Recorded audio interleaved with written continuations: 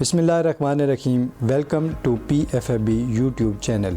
आज की वीडियो के अंदर हम माइक्रोसॉफ्ट वर्ड के टेक्स्ट कंपोजिंग के इस ट्यूटोरियल के अंदर हम आपको डिफरेंट किस्म के टेक्स्ट, जिसमें से आज हम CV बनाना और CV के ऊपर मतलूबा टेक्स्ट किस तरीके से ऐड करेंगे और उनकी तरतीब क्या होगी, तो ये हम सीखेंगे। अभी हमने एक CV क्रिएट कर रखी है, क्योंकि टाइम बचाने की खातिर मैंने ऑलरेडी टेक्स्ट ऐड कर रखा है। जस्ट आपको इसके पॉइंट्स समझाऊंगा कि कौन सा टेक्स्ट कहाँ पे ऐड होना ज़रूरी है। सबसे टॉप पे हमने जो लिखा है करिकुलम डेटा या करिकुलम बेटा, ये आपने एक लाइन के अंदर लिख लेना है। सबसे पहले याद रखना है कि CV बनाते वक्त आपने टेक्स्ट की कंपोजिंग पहले नहीं करनी या फॉर्मेटिंग उसकी पहले यूज़ नहीं करनी।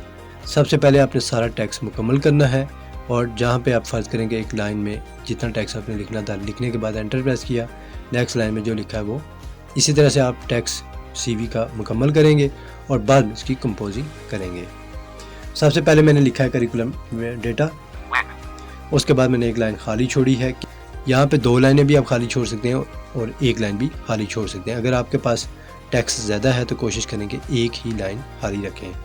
ये इस मकसद के लिए मैंने रखी है कि यहाँ पे मैं बाद में पिक्चर ऐड करके पासपोर्ट साइज़ तस्वीर इसके राइट कॉर्नर पे ऐड करूँगा, इसलिए मैंने यहाँ पे ब्लैंक लाइन रखी है।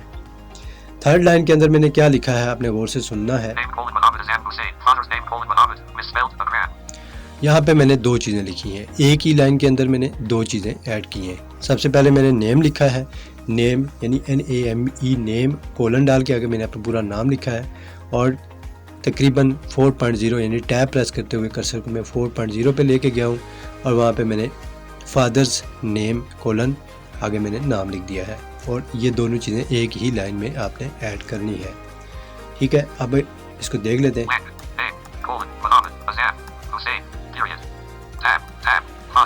दो मैंने टैब करने के बाद फादर्स लिखा है और ये 4.0 पे कर्सर खड़ा था, तो इसके बाद मैंने फादर्स का नाम लिख दिया है। उसके बाद देखते हैं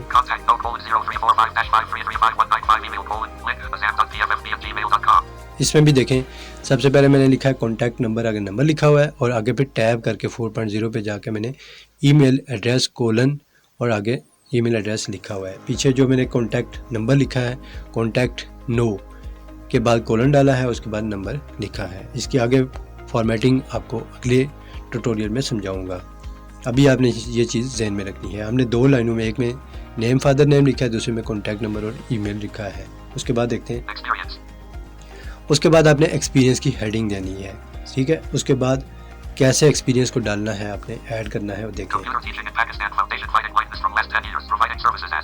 अब यहाँ पे देखें, जो सबसे पहले आपका जो स्किल है या एक्सपीरियंस का जो भी आपने डिपार्टमेंट है आपका जिसमें आपने एक्सपीरियंस हासिल किया है, उसका डेजिग्नेशन लिखेंगे। जैसे आपने मैनेजर, टीचर, ठीक है, सोशल वर्कर, इस तरह के जो वर्ड्स हैं या जो फील्ड्स हैं वो आपने जो यहाँ पे सबसे पहले ऐड की। जैसे मैंने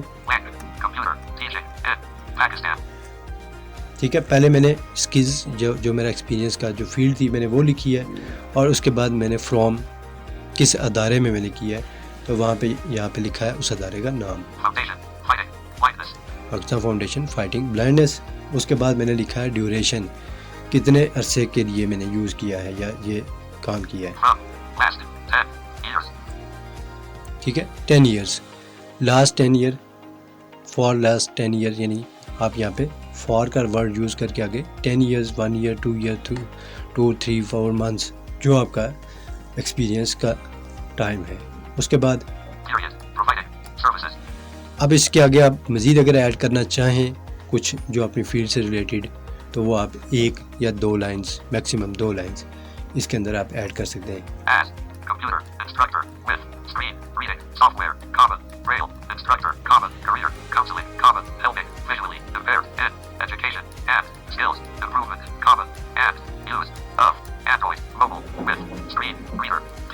यहाँ पे ख़त्म हो गया।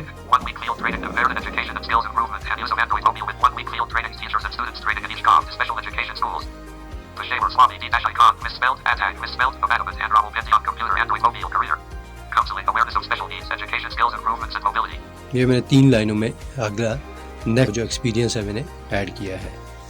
नेक्स्ट ये क्योंकि ज़्यादा चीज़ें थी इसलिए मैंने कोशिश की है कि इसको कम से कम करके लिखा जाए और जो इम्पोर्टेंट चीज़ें हैं वो मैंने ऐड की हैं। अदरवाइज़ ये बड़ी भी हो सकती हैं। आप सिर्फ इतना ऐड कर सकते हैं अपना डिपार्टमेंट जो डेजिग्नेशन है वो फ्रॉम किस अदारे में से किया है, उस अदारे का नाम, और याद रखना है यहाँ पे अदारे की एब्रीविएशन नहीं यूज़ करनी। अगर यूज़ करनी भी है तो आप पहले पूरा कंप्लीट नाम लिखेंगे अदारे का और उसके बाद इन ब्रैकेट इन पेरेंट यानी ब्रैकेट के अंदर आप उस अदारे की एब्रीविएशन लिखेंगे। जैसे PFFB तो आप पाकिस्तान फाउंडेशन फाइटिंग ब्लाइंडनेस लिखने के बाद लेफ़्ट पेरेंट PFFB को और भी कैपिटल में लिखना है और राइट पेरेंट करने के बाद आगे लिखेंगे। 3 years as a computer instructor and social worker from Rawalpindi Women University. ये थर्ड एक्सपीरियंस है। Skills colon.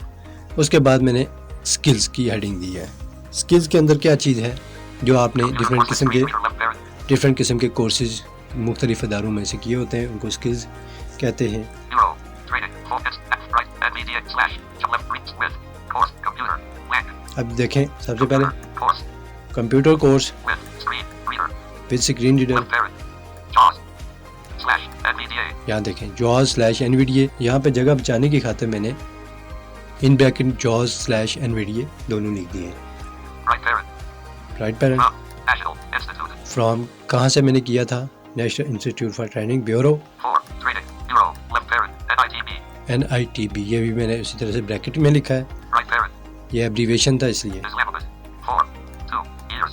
For 2 years. यहाँ पे आपका स्किल्स का नाम ख़त्म हो गया, यानी कि हमने स्किल्स का नाम लिखा है, फ्रॉम अदारे का नाम, फॉर कितने अरसे के लिए, और आगे जो भी सन है वो आप ऐड कर सकते हैं जिस सन में आपने किया है। ठीक है, Period. Blank. नेक्स्ट देखते हैं। Rail. Course. Rail course, From. National Training Center. 4. Special persons. ये उसका पूरा नाम था, national training centre for special person. इसके आगे मैंने फिर Left parent. NTCSP. लिखा है। Right parent. Islamabad. 4. 1 year. Period. ठीक है, यहाँ पे मैंने फॉर 1 ईयर आगे इसके ईयर नहीं लिखी, ये आप ऐड कर सकते हैं, ईयर भी लिख दें। Blank. Mobility. From. National Instant. 4. Special Education. Left parent. Eyes. Right parent. 4. 2 months. Period. Blank. ठीक है, आगे मैंने ईयर किसी की ऐड नहीं की, आपने लाजमी ऐड करनी है। तो ये हमारे स्किल्स हो गए। उसके बाद देखते हैं Qualification. क्वालिफिकेशन की हेडिंग देनी है। Master in Special Education from Alabama Iqbal Open University. Left parent. AIOU. Right parent. 2 year program in first division. ठीक है, 2017. यहाँ पे मैंने ईयर ऐड की है।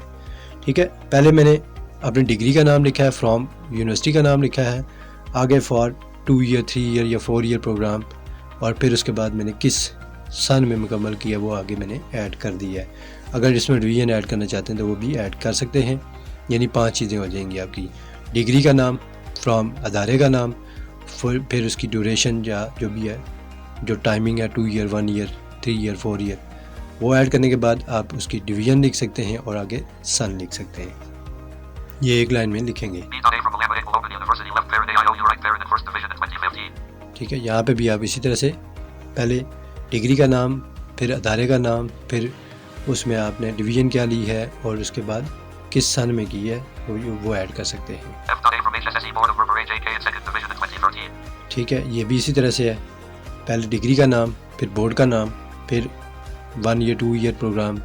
ठीक है, उसके बाद डिवीज़न, उसके बाद year. Matric from SSE Board of Preparation in second division in 2011. PTC from Misspelled Alabama Iqbal Open University in first division in 2012. ठीक है, यहाँ पे मैंने पूरा ऐड किया ईयर भी। Personal detail colon. उसके बाद आपका ये क्वालिफ़िकेशन की जब डिग्रीज जो सबसे अभी लास्ट पे आपने डिग्री की है वो टॉप पे लिखनी है, उससे प्रीवियस उसके नीचे, उससे प्रीवियस टू प्रीवियस यानी मैट्रिक तक सबसे आखिर तक मुकम्मल करनी है। उसके बाद है पर्सनल इन्फॉर्मेशन। इसके अंदर क्या लिखना है आपने? CNIC number 61101-6483225-3.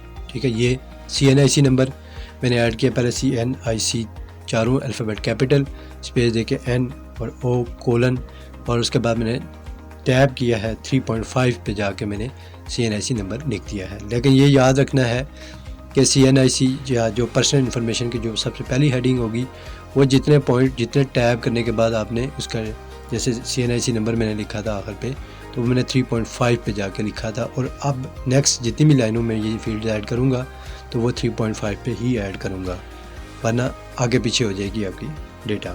Domicile, Punjab, left parent, Rawalpindi, right parent. ठीक है, डोमिसाइल के बाद कोलन डाल के आगे मैंने पंजाब, फिर लेफ्ट पैरेंट ब्रैकेट में लिख दिया रावलपिंडी, और ये भी जो पंजाब और रावलपिंडी लिखा हुआ है ये 3.5 पे कर्सर रख के मैंने लिखा था। Page 2. Postal address: house number NW 396 Street. इसमें भी पोस्टल एड्रेस के बाद कोलन डाला है और आगे मैंने 3.5 पे कर्सर को रख के फिर मैंने आगे एड्रेस लिखा है। बाज़ का एड्रेस बड़ा हो जाता है, तो आपने एड्रेस को मुकम्मल करने के बाद आपने इस लाइन को चेक करना है कि अगर आपका एड्रेस जो बकाया हिस्सा सेकंड लाइन में चला गया है, उस लाइन के ऊपर जाके कर्सर को शुरू में रखना है, मूव करना है होम की से, और फिर टैप करके 3.5 पे कर्सर को छोड़ देना है। Disability level: misspelled, totally blank, left parent B1 right parent. इसमें भी डिसेबिलिटी लेवल के बाद कोलन डाला है और फिर 3.5 पे जाके मैंने लिख दिया है। Hobbies: उसके बाद हॉबी की हेडिंग है, और हॉबी की हेडिंग इसी तरह से देनी है। book reading, poetry, social work. ठीक है, जो आपकी हॉबीज़ हैं वो को में डाल के आप इसमें ऐड कर सकते हैं। और उसके बाद अगला और लास्ट है Reference: रेफरेंस, जो कि आपने ये हेडिंग के तौर पे यूज़ करना है। और यहाँ पे अगर आप जिस रेफरेंस से आप अपनी जॉब के लिए CV जो भेज रहे हैं उसका रेफरेंस ऐड करेंगे। इधर मैंने Pakistan Foundation fighting like this office no 3 second floor Alabama. उसका पूरा एड्रेस, नाम, उसका पूरा address, phone number, email address, वो चीज़ें यहाँ पे रेफरेंस के नीचे आपने ऐड करनी है। तो ये आपके डिफरेंट टेम्पलेट्स से जो CV के अंदर हम ऐड करते हैं। अब नेक्स्ट के अंदर हम आपको इसकी किस तरह फॉर्मेटिंग करेंगे और कौन सी चीज़ किस पे अप्लाई करेंगे, तो वो आपको नेक्स्ट ऑडियो में बताएंगे। जी दोस्तों, आपने हमारा ये ट्यूटोरियल सुना। उम्मीद करते हैं आपको ये ट्यूटोरियल पसंद आया होगा और आपके लिए इन्फॉर्मेटिव होगा।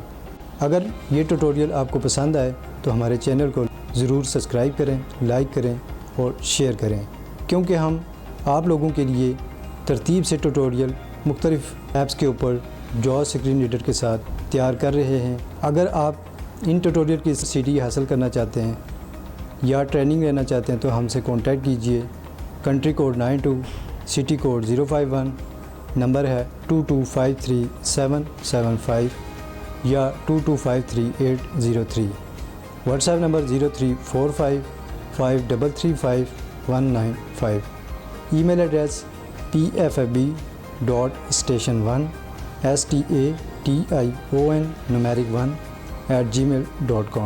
Website www.pfab.org.pk।